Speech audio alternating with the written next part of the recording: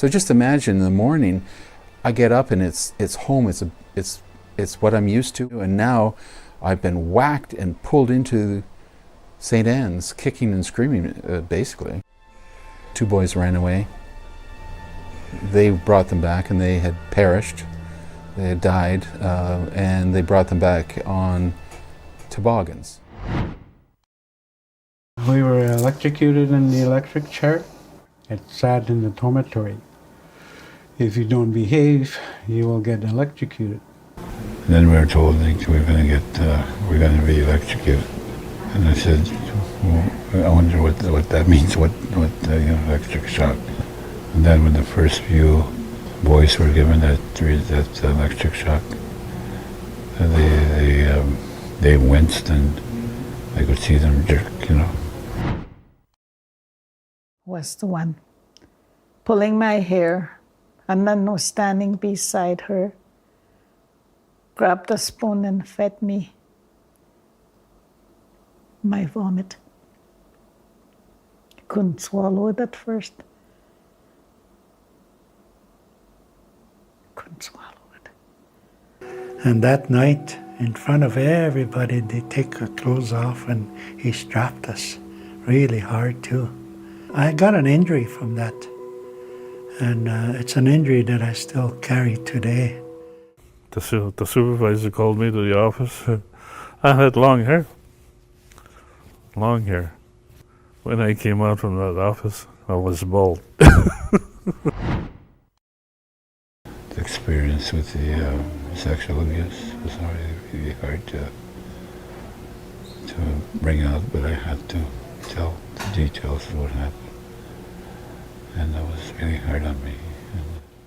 That priest started to kiss all over my face.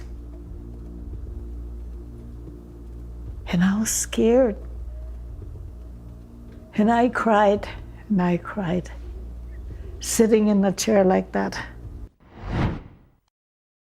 I tried to kill myself a few ways. One was to bang my head on, and this is on the cement wall, stuff rags or whatever I could find up my nose to stop my breathing.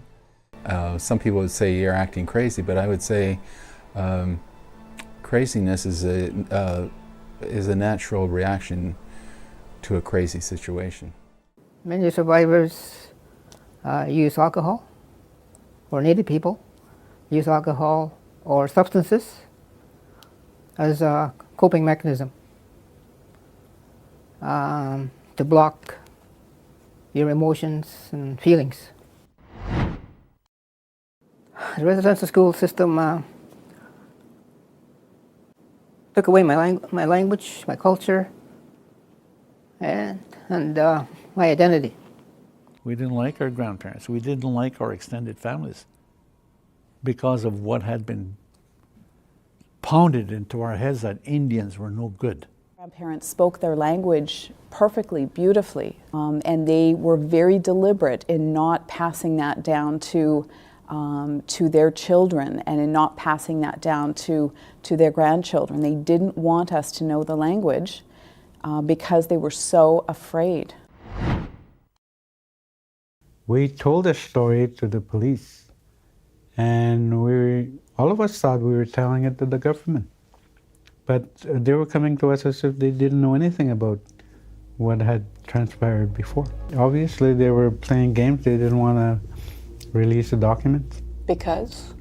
It implicates too many people. Implicates people in government. It implicates people in church.